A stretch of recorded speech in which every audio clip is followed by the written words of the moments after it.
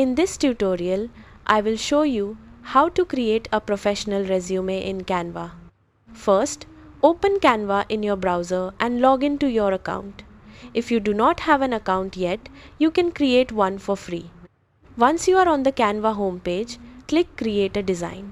In the search bar, type Resume and select the Resume option. Canva will open a new document with the correct size for a resume. Next, browse through the available resume templates. Canva offers many professional designs you can use as a starting point. Choose a template that matches the style you want. After selecting a template, start editing the content. Click on the text boxes and replace the sample information with your own details such as your name, job title, contact information, skills, and work experience.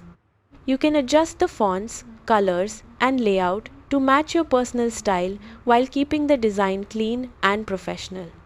If the template contains sections you do not need, you can delete them or move elements around to organize your resume better.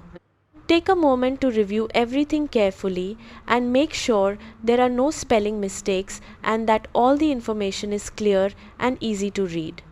When your resume is ready, click Share and then Download. Choose PDF format so your resume keeps its professional formatting when you send it to employers.